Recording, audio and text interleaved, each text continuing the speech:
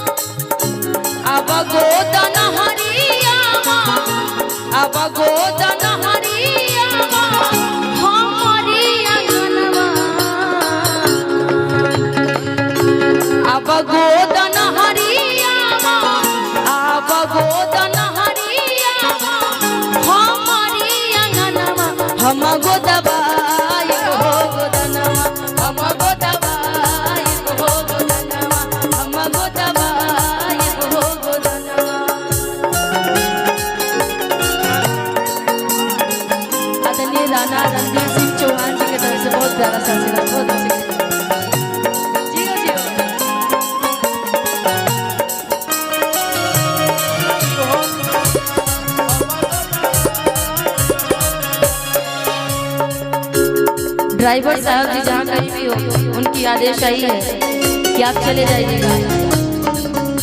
जब कान्हा पहिया पकड़ी राधा मुस्काई बोली,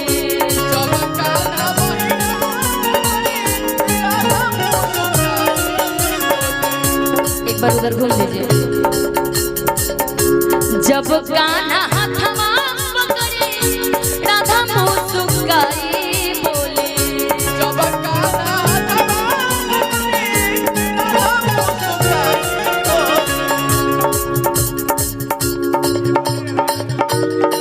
नीरज राजपूत प्रॉपर्टी डीलर जिनके तरफ दिनारा जिनके तरफ से प्रॉपर्टी डीलर की तरफ से 100 रुपए इतना कमाते हैं। ये दो लोगों के पास बहुत ज्यादा होता है, प्रॉपर्टी डीलर और बालू माफिया। भाई गजब के कमाते हैं आप लोग। और जब आप लोग की तरफ से 100 रुपए आते हैं तो सोचना पड़ता है कि गरीब कौन है भाई, हम या आप। हम तो गरीबी है भाई, आप मत बनिए, हमारी भी उम्र आप सबको लग जाएगा। लेकिन बताइए प्रॉपर्टी डीलर ऐसे नहीं चलता है।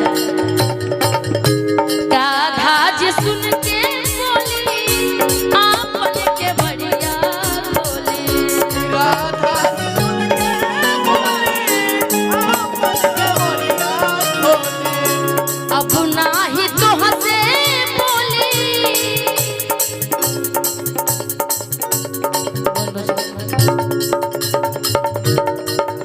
धीरे धीरे क्या मुद्रिका सिंह जी, जय कुमार सिंह जी के शुभचिंतक, क्या बात है जय कुमार जी। फैन तो आपके हैं, हम लोग सोचते थे किसी भमी लोग के फैन होते हैं, लेकिन फैन तो आपके मानना पड़ेगा। कि लाखों हैं दीवाने तेरे, लाखों हैं दीवाने, कि लाखों हैं दीवाने तेरे, लाखों हैं दीवाने, लाखों हैं दीवाने तेरे, लाखों हैं दीवाने, लाखों हैं दीवाने तेरे, लाखों हैं दीवाने, लाखों हैं दीवाने तेरे, लाखों हैं दीवाने। क्या है दिल की हालत तेरी, क्या है दिल की हालत तेरी। उस सैड सॉन्ग में था कि क्या है दिल की हालत मेरी कोई ना जाने, लेकिन आपके लिए कि क्या है दिल की हालत तेरी, कि क्या है दिल की हालत तेरी, ये सब तो पहचाने। एक बार रणधीर जी के लिए ताली बजा करके, जय कुमार जी के लिए ताली हाथ उठा करके तालियों के साथ। कि लाखों हैं दीवाने तेरे, लाखों हैं दीवाने, लाखों हैं दीवाने तेरे, लाखों हैं दीवाने, लाखों हैं दीवाने तेरे, लाखों हैं दीवाने। क्या है दिल की हालत तेरी, क्या है दिल की हालत तेरी, ये लोग जाने। लाखों हैं दीवाने तेरे, लाखों हैं दीवाने, लाखों हैं दीवाने तेरे, लाखों हैं दीवाने, लाखों हैं दीवाने के हमें एक और गाना याद आ रहा है कि जा हमरो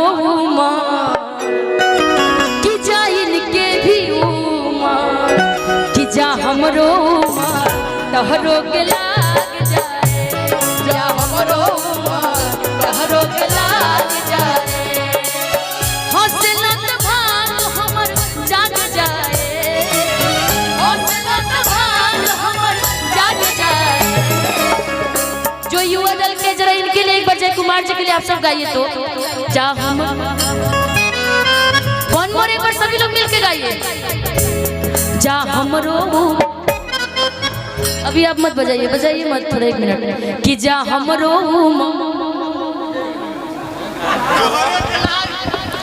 इशारा मत करिए, हाँ नाम लेकर के बोलिए जय कुमार जी के लाग जाए, जा हमरो तहरो के लाग जाए, जा हमरो तहरो के लाग जाए, जा हमरो तहरो के लाग जाए, जा हमरो तहरो के लाग जाए। क्यों जानते हैं कि मिलके जब जाला मोर धान हो जियरा जड़ेला छन छन हो,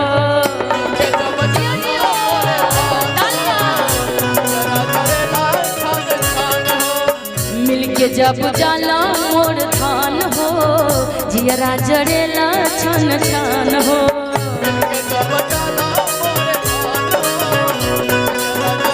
विजय कुमार सिंह जी, पूर्व मंत्री जय कुमार सिंह जी की तरफ से। देखिए चाहने वाले कितने लोग हैं। जय कुमार जी तो एक बार नहीं उठे पैसा देने के लिए, लेकिन उनके चाहने वालों की तरफ से कितना पैसा आ रहा है। यही होता है, आप साक्षात राम है, क्या बात है। ये सब आपके हनुमान हैं, खड़े हैं आपके लिए एकदम सदैव, क्या बात है, जबरदस्त। कि मिलके जब जाला मोर धान हो जियरा जड़ेला छन छन, गाइए मिलके जब जाला मोर धान हो, मिलके जब जाला मोर धान हो जियरा जड़ेला छन छन हो। जय कुमार जी के चाहने वालों की तरफ से। और आपको कुछ करना नहीं है, जब जब आप ऐसे ही मिला कीजिएगा किसी भी कार्यक्रम में, जब आपकी आदेश होगी हम लोग हमेशा आ जाएंगे। ऐसे भी मैं आज अमेरिका से आई हूँ, आज मेरा पहला कार्यक्रम बिहार में है और आपके आदेश पर मैं आई हूँ। वो कार्यक्रम मेरा सक्सेसफुल रहा, एक बार ताली बजा दीजिए, बड़ा सौभाग्य की बात है। लेकिन बस आप बैठे रहेंगे और हमारा साथ देते रहेंगे तो जानते क्या होगा, रहेला तू सोझा भाग जाग जाए, रहेला तू सोझा भाग जाग जाए, जा हमरो जा जा जा, जा हमरो तहरो के लाग जाए, जा हमरो तहरो के लाग जाए, जा हमरो तहरो के लाग जाए। लेकिन इसी में हमरे खातिर तोहरा के दुनिया में भेजौले बारे, हमरे खातिर तोहरा के दुनिया में भगवान बड़ी फुर्सत से किनको बनाए हैं, बोलिए बोलिए, आते एक बार मिल के मेरे साथ गाइए। यहाँ ये नहीं देख रहे कि हम कार्यक्रम करने आए तो सिर्फ हम ही गाएंगे, हम लोग फ्री में आए, आप भी गाइए मेरे साथ तब लगेगा कि हम सब कलाकार हैं ना जी। हम बोल दूंगे बस कि हमरे खातिर तोहरा के दुनिया में भेजौले बारे, हमरे खातिर तोहरा के दुनिया में भेजौले बारे, हमरे खातिर तोहरा के दुनिया में भेजौले बारे, हमरे खातिर तोहरा के दुनिया में भेजौले बारे, भगवान बड़ी फुर्सत से जय कुमार जी के बनौले बारे, भगवान बड़ी फुर्सत से तोहरा के बनौले बारे। बाबा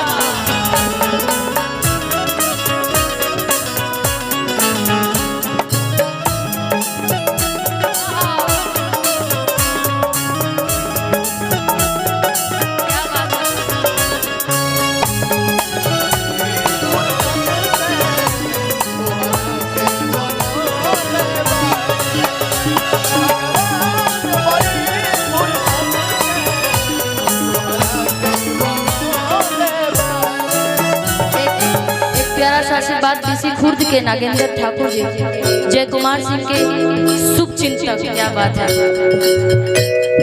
जय कुमार जी के भक्त जी की तरफ से बड़ा प्यारा सा आशीर्वाद आया, बहुत बहुत शुक्रिया। साथ ही साथ अमित कुमार सिंह जी जिला अध्यक्ष युवा जदयू शिवदर, जिनके तरफ से भी बहुत प्यारा सा आशीर्वाद आया। लेकिन ये लोग ऐसे प्यार में पागल हैं। प्यार कौन कहता है कि सिर्फ गर्लफ्रेंड बॉयफ्रेंड से ही होता है प्यार? प्यार तो इसको कहते हैं जो सच्चे इंसानियत हो, उसको सच्चा प्यार कहा जाता है। लेकिन इनके लिए कि तेरे इश्क में पागल हो गया दीवाना तेरा रे,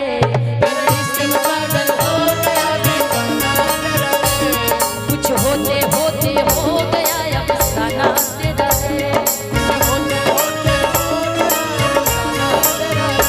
दिग्विजय निखिल जय सिंह, जिनके तरफ से प्यारा सा आशीर्वाद है।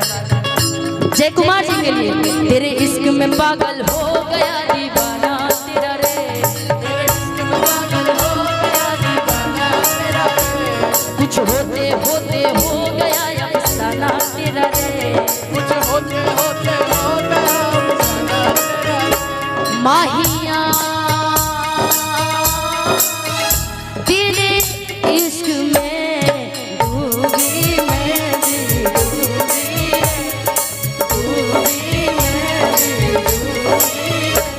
तेरे इश्क में पागल हो गया दीवाना तेरा रे। जय कुमार सिंह जी के भक्त,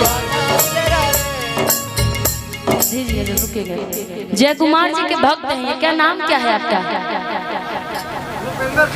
भूपेंद्र खुरवार, बताइए। इनके भक्त हैं नीरज सिंह राजपूत, कहाँ से? दिनारा। अच्छा, ऐसे ऐसे भक्त आने चाहिए कि तुम ना सुनोगे तो कौन सुनेगा। सारे युवा दल के लिए